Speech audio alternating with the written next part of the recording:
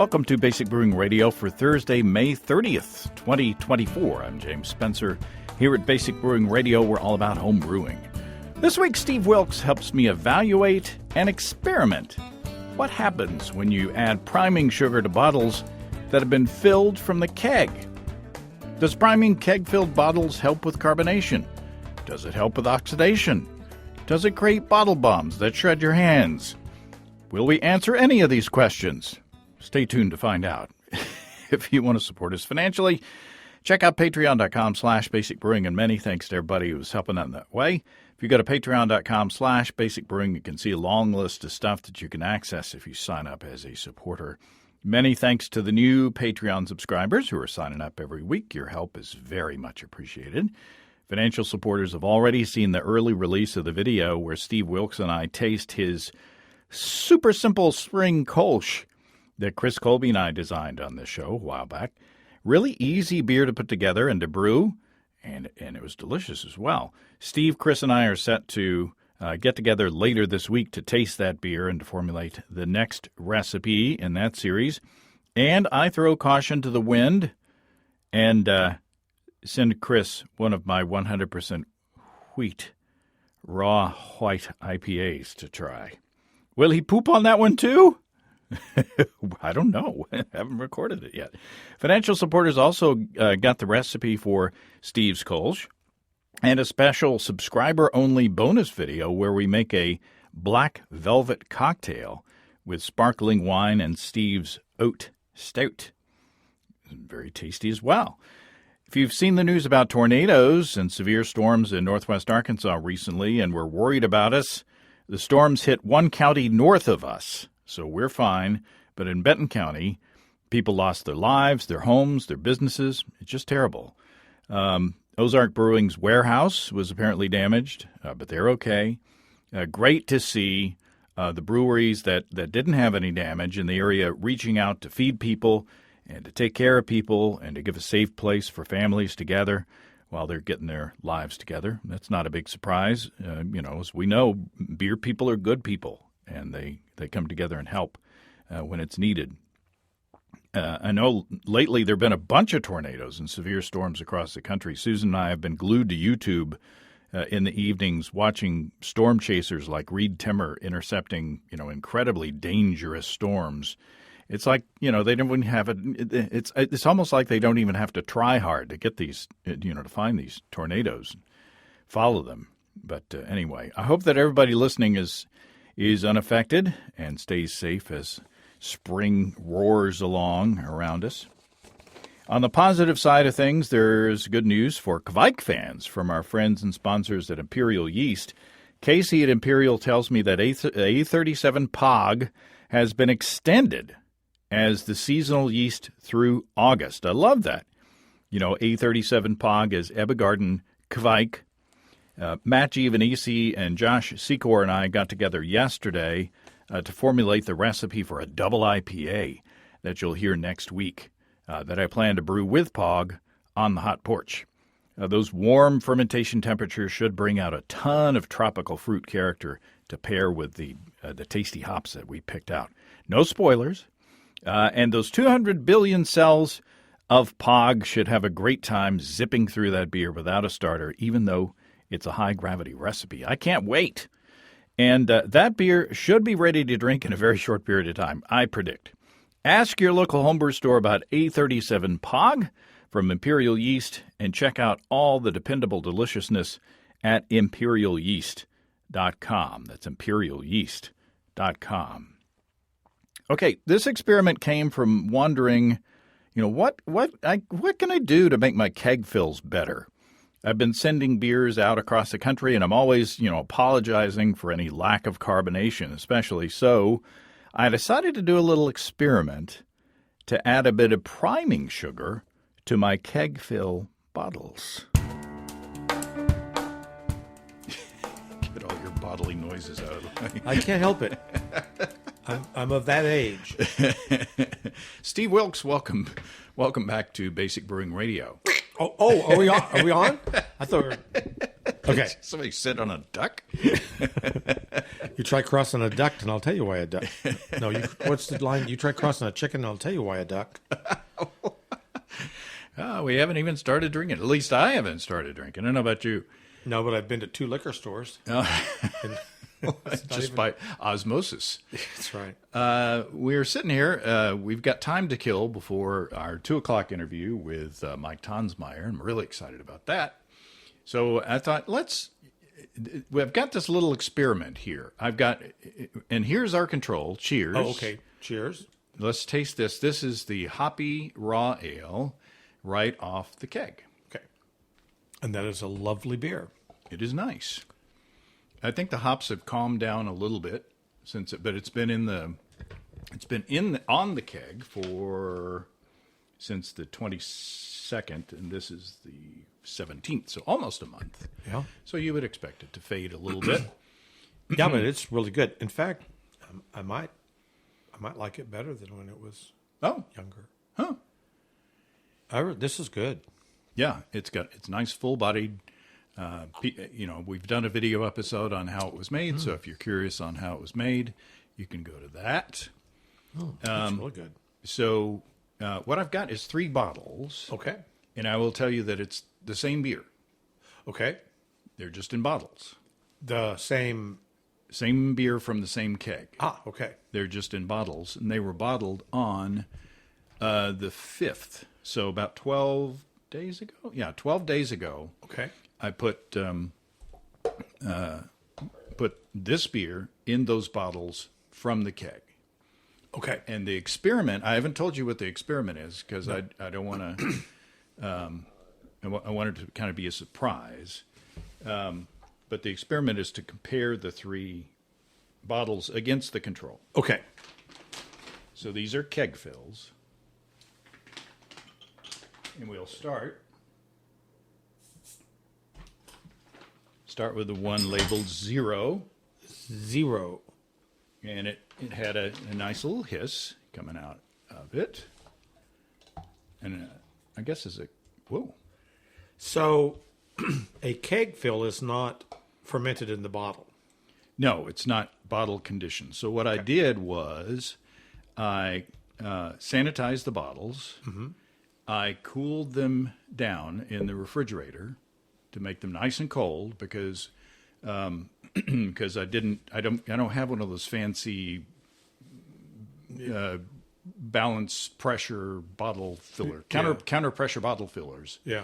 What I do is I just take out almost all of the pressure from the keg, and then I just have enough pressure to push the beer very slowly into each bottle. So this is just the first sample. Cheers. Okay. It's got a nice head of foam on it. Yeah, it really does. It hissed when I opened it. It's familiar. Does it taste different from the first one? Okay, let me see. It's got a nice lasting head on it. Yes, it tastes a little bit different. In what way? I think that the fresh keg fill, so the control, just the tap, the tap one straight from the tap. I think it has more hop presence. Oh, okay. I get more of a little bit more of a hop bite, and a little bit more hop character. Okay.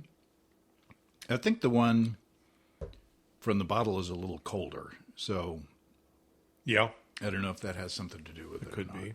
But it's not not a radical difference. Oh no! It's like the one that was the keg fill, from the bottle, is not ruined in any way. Oh no, not at all. No, it's good, and it's properly carbonated. Mm-hmm. Okay. Okay. So this is going way too fast. We've got to drag this out. So you don't keg, you still bottle. Yeah, I'm a bottler. And I think kegging is convenient up until it's time to share your beer. Right. And then it's not convenient. That's right. So what I did with this last beer that I brewed, this 100% wheat white IPA, Yeah. raw white IPA. Susan helped me bottle 12 bottles out of the fermenter. And, I bottle conditioned those. So I could easily share those beers, without having to go through all the, the keg fill thing. Because, you do waste a little CO2 when it, because you're blowing that pressure off. And so, okay. Yep, it's just perfectly good. Right. Now, for the audience, I'm putting on a leather glove. This is starting to scare me. I'm putting on a leather glove, and I'm reaching into the thing, into a bottle labeled 1, and I'm opening it up.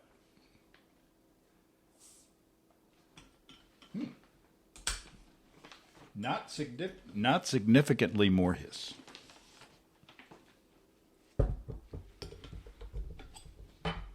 Okay. Yeah, get you out another a cup there. And I'm just going to pour straight down the middle. All right. A vigorous pour. Yes. Lots of foam. All right. So this is sample with the number 1 on the lid. Sample number 1. Which is actually the third sample. Yeah, it's I'm quite channeling Gene Wilder and Young Frankenstein. I will not be angry. Put the candle back. Tastes good. I'm not sure what I'm looking for. Right. I'm just looking for a difference. We're just comparing. Okay. I think, I didn't notice a whole lot of difference between the first two. I think this one, and of course I know what's happened to the beer, but the hops taste a little fresher to me than Then the second sample. yeah. And there's a quite noticeable Yeah.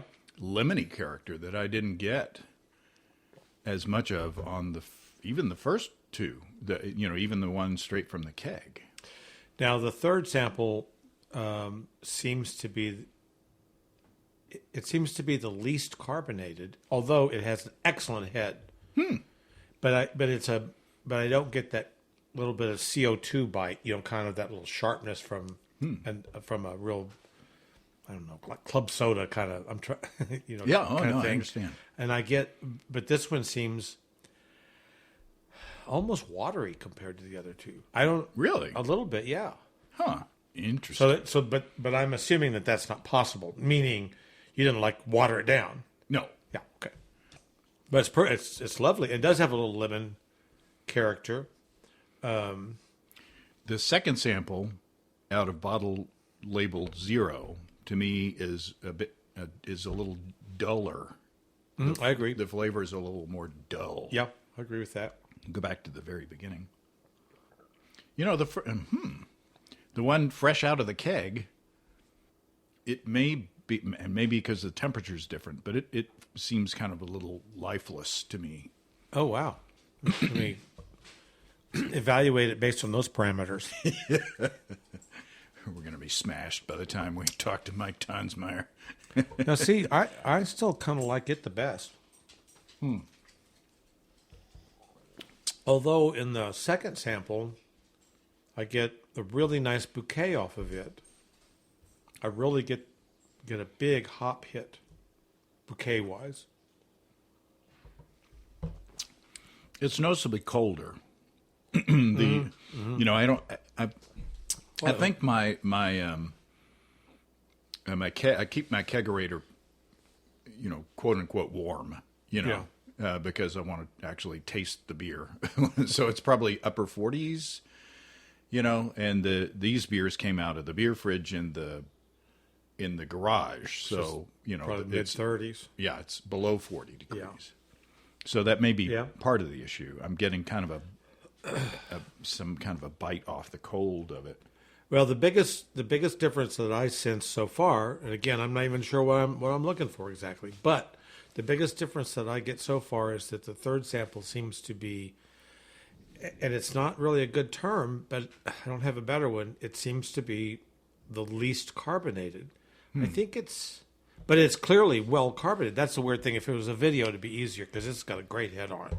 So it's got plenty of oomph, but it just seems like almost like this would be like a keg conditioned.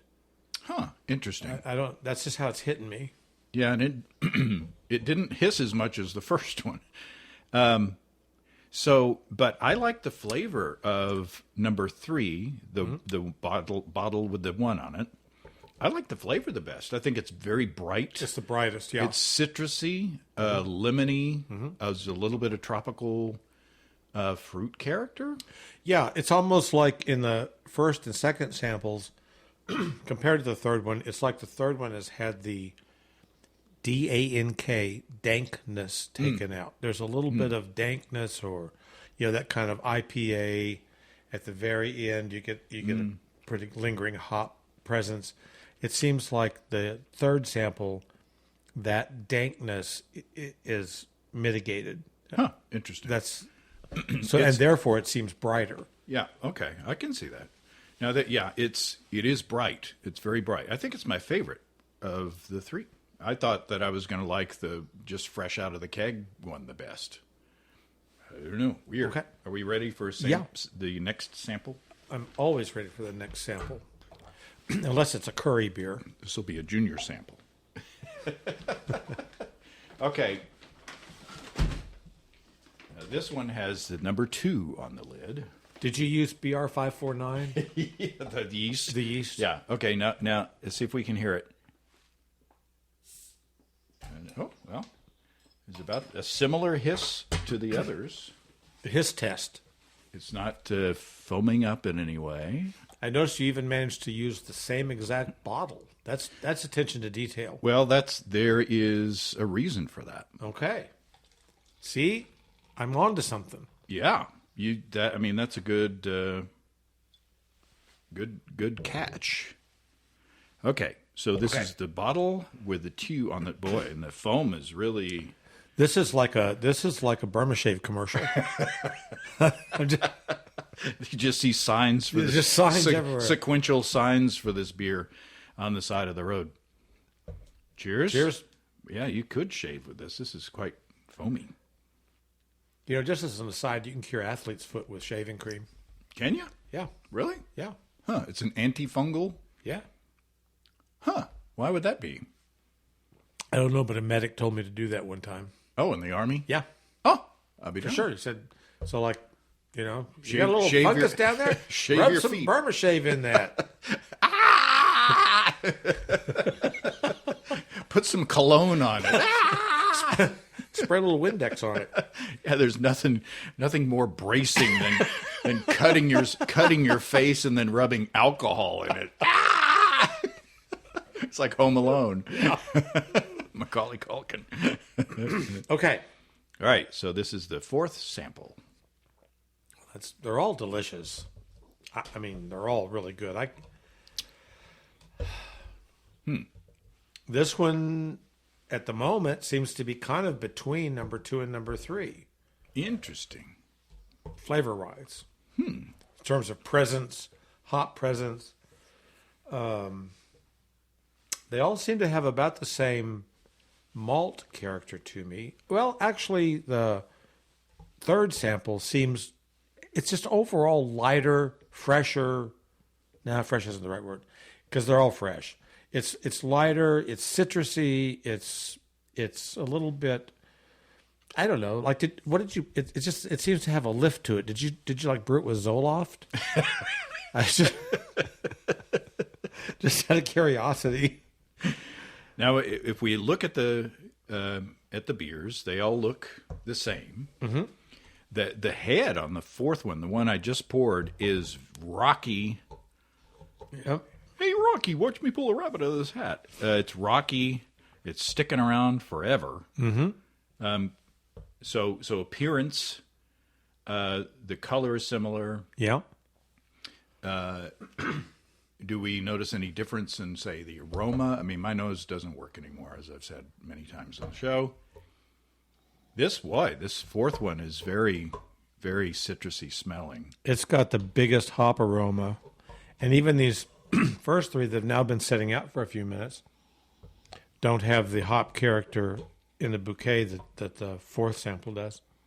Yeah, it's got a pretty strong presence. What about the carbonation level? You said that the sample number 3, which was beer labeled number 1, was flatter than Yeah, it just than the others? doesn't seem to have the kind of CO2 presence. What about the most recent sample, as far as carbonation is concerned? I think it has I like the carbonation level better. It's a little bit more carbonated. It's the closest to the keg pour, in my opinion. As far as carbonation? Carbonation, flavor. I'm not sure. I'm going to try this here. If I can tell them apart, I'm going to try. Okay. This is significantly warmer. Yeah. The first keg fill. Or not the keg fill, the one from the keg. Well, I really like I say, they're all really good. I think I might like the fourth sample the best, though, now. It seems to tick off all the boxes just right. Okay. Are you ready for the reveal? Yes. The gender reveal. The clues were that I used these bottles, and you notice they were the same. Yes. And I was wearing a leather glove Yes. when I was holding the bottles as I was opening them and shielding you from the Yes. bottles in this little flexible cooler. So from that, Inspector Clouseau, what? Well, from those clues, I think that maybe this is a stretch, that you put the beer in from the keg and then you primed it. yes, ha, that's it. I got it. That's the experiment. Of course, the first one that we drank was just directly from the keg. Yep. The second one that we drank was just filled in the bottle with no priming. Gotcha. The third one that we tested, the one with the 1 on it, had one of those little aspirins. Those little aspirin. It's not aspirin, but Yeah. I call them aspirins because they look like aspirins. Yeah. The little Little sugar, baby-sized aspirin. the little sugar pills, not the giant rock candy things, but just one of those sugar pills in there. And then the last one that we tasted had 2. So I put them. These are bottles from Boulevard. Yep. So they had from what's their series, anyway, If you hadn't asked me, I could have told you. well, Tank 7 Yeah. is bottled in these. Yeah. Tank 7 is pretty highly carbonated. Yeah. And they're a little heavier bottle than, say, if you compare them to, like just ones that 12-ounce bottles you buy at the store. Right. So I thought, if there's going to be overcarbonation, I want to sort of take extra precaution and have a thicker glass. It doesn't seem to have been a problem. No, wasn't. Now, legal disclaimer, don't do this at home. Yeah. Because I don't know what their pressure level is like. Like, for instance, the way I pressurize my beer is I put it at like 20 PSI for like 2 or 3 days, and then I back it off to serving at like 8 PSI, something like that. So I don't know what that means to, the actual pressure level in my beer. So if you carbonate your beer pretty high, serving, and you put it into a bottle and you add more sugar, there's a potential that you could make bottle bombs. So that's just a legal disclaimer. Use your own discretion. Be careful with this kind of thing.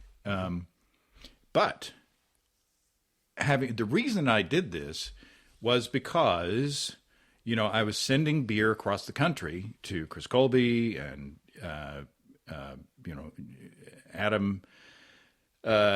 Adam and Matt and Scott and Josh, and apologizing all the time, if, this is a keg fill, so if it's a little less carbonated, that's why.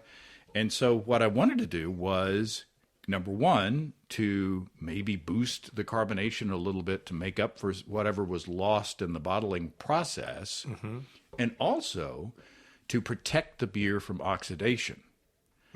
Because, with that secondary fermentation going on, the yeast, if it's re-energized, could, consume some oxygen in there. Scrub it up, yeah. Now, another thing is that this was this beer. I bottled these on the 5th. I took the 5th from a beer that was kegged on the 22nd of the previous month. So I don't know how much actual yeast was left in the beer to carbonate. So maybe with a fresher beer, there might be more yeast in suspension to do more carbonation. I didn't notice a difference in the sweetness of these beers. No. Did you? No. No.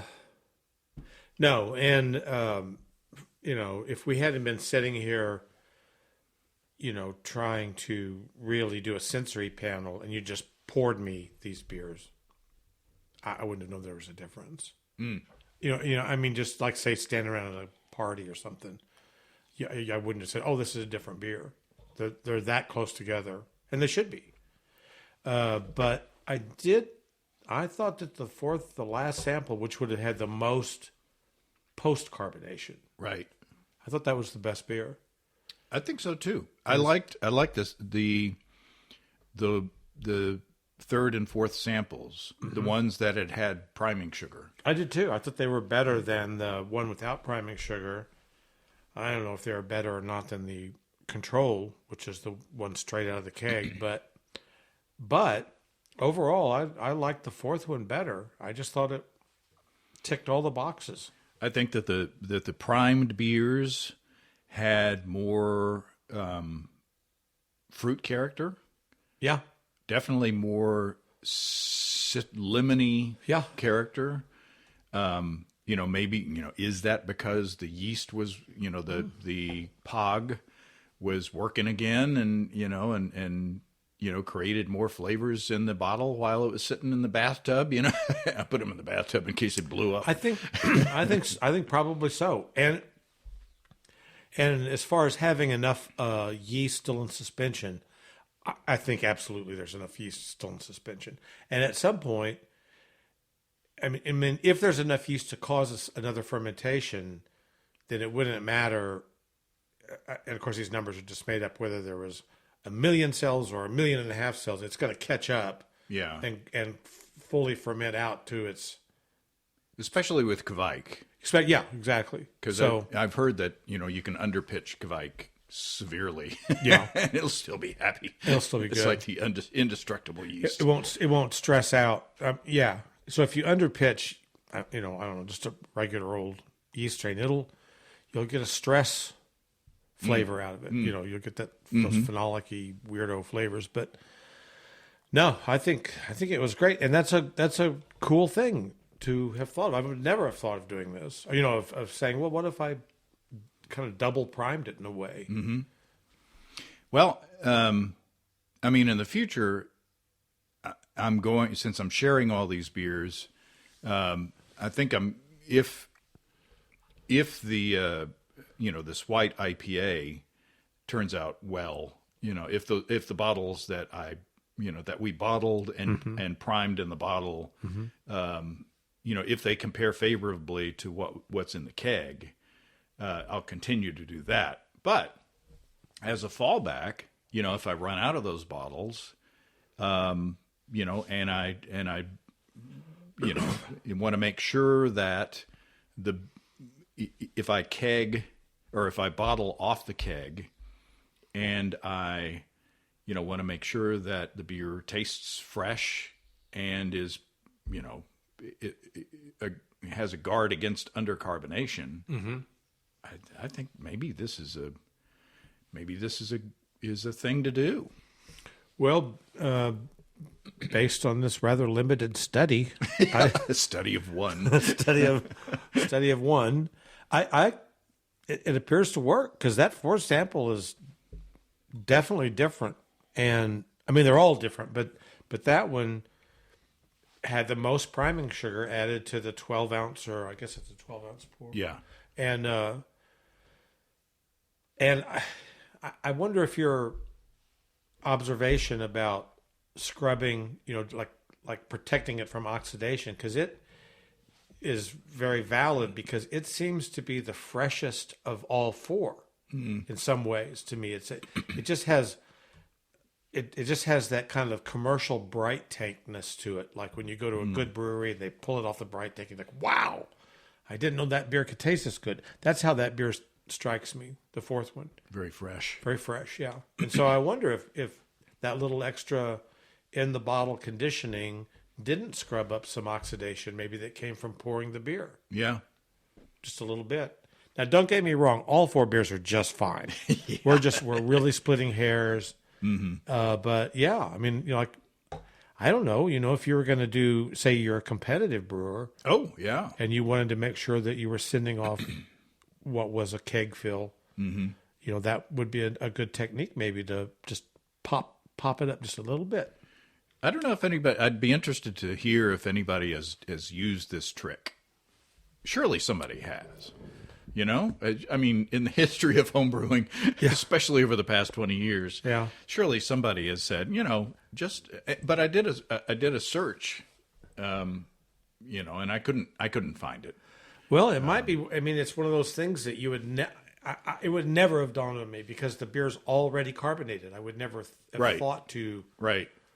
Yeah. But whenever no matter how careful I am of, and how low pressure and how cold the bottle is, I'm just trying to keep all that CO2 in there. Yeah. Some foam always comes up. Oh, yeah. And so that's loss of CO2 from the beer. Yeah. So, so there you go. And just for clarity and complete understanding, you did not add priming sugar. No, you did add priming sugar. Yes. You didn't have yeast. That's what I meant. Oh, I'm sorry. I misspoke. It's. I was like, Steve, you haven't been paying attention. I completely misspoke. You didn't add any fresh yeast. Correct. Okay. Correct. Yeah. So there you go. I am surprised that there wasn't just, completely unscientific listening to the hiss of the bottles. There wasn't a tremendous amount of difference between the sound of the hiss, or the amount of the hiss coming out of the bottles with each one. That kind of surprised me, because I was prepared for a gusher on the double primed one. The one with the two little pills. I was, I had my glove. I was all ready for a spill. But it didn't happen. Yeah. So I don't know. Might be worth another try at some point. Well, I think that there was a definite difference. And the difference was better. That's a tasty little beer. Yeah, it really is. Only 4.7%. I think. So. Yeah, so below 5 is what I remember. Yeah. Okay. Well, there you go. We're all warmed up for Mike Tonsmeyer now. Absolutely. Thanks, Steve. Thank you, James. Many thanks to Steve. And again, be very careful when adding additional sugar to already carbonated beers. Bottle bombs are not a joke, so use discretion. Do you use this technique? Or am I the last one to think about it? Is it a common technique? Drop me a line and let me know. In the meantime, if you have brewing questions, show suggestions, or just want to say howdy, write to james@basicbrewing.com, or just fill out the contact form on basicbrewing.com, and please don't forget to tell us where you're from. Check out our mobile-friendly shop at basicbrewingshop.com. Thanks to everybody supporting us through our Patreon page. Special goodies coming your way. Check that out at patreon.com/basicbrewing. That's all until next time. Until then, thanks for listening, everybody. I'm James Spencer. Production help for Basic Brewing Radio and our website is provided by Kelly Dodson. Basic Brewing Radio is a production of Active Voicing. We'll talk to you next time, everybody. In the meantime, stay well and stay tuned. So long.